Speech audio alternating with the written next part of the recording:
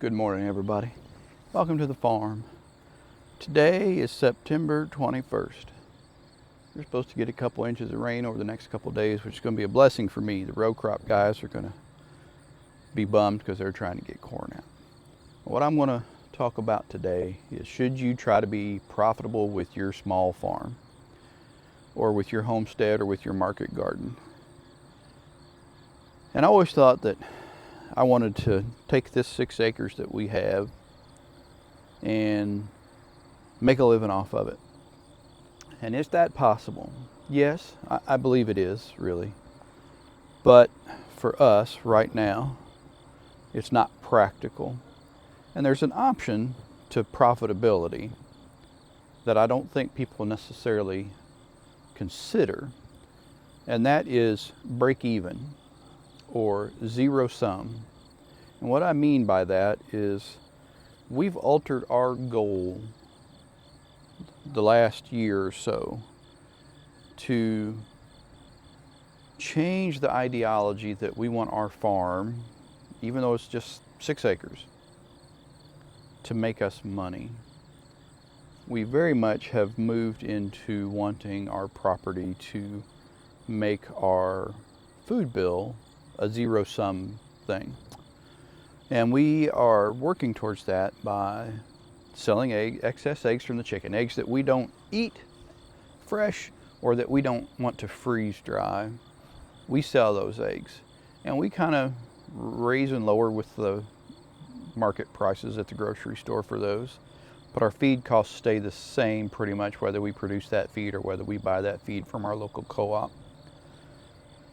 So it doesn't take but about 12 dozen, 15 dozen eggs for us to pay for our feed bill for the chickens.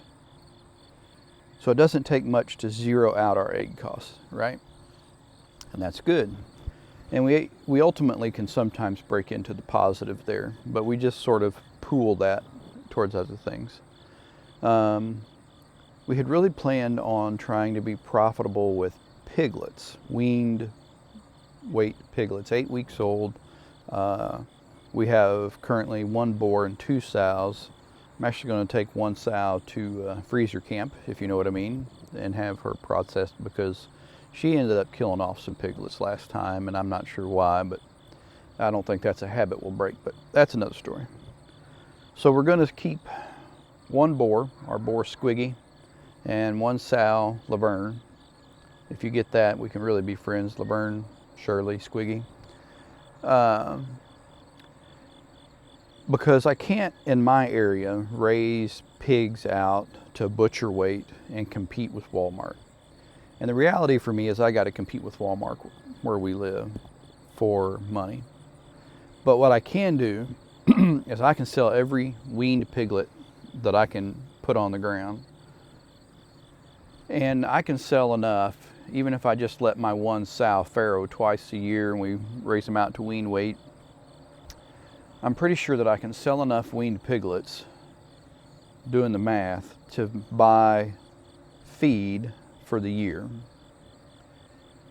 Now, I'm not 100% sure that I can make enough that we can keep 2 or 3 pigs a year and feed those out, including that in the feed bill. But I think we can get pretty close, and we'll probably ultimately add 1 sow back.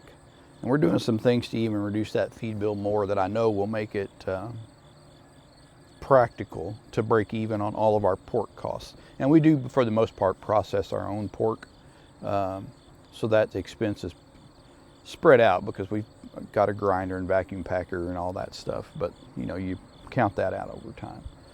So beef is the same way. Beef is a long turnaround, 2 years, but if we raise 3 steers, we can process 2 for us and sell 1, what's called on the hook, skinned and on the hook, by the half. And that 1 steer raised out to about 900-pound hook weight total for both halves. Completely pays for everything we've put into the other 2. The processing, the packaging, we grass feed to the end, generally speaking. And because we produce our own hay, our costs are pretty low, even when you got to fix your baler for more than what you paid for it. But I digress. So profitability versus zeroing out your costs and having product in the end.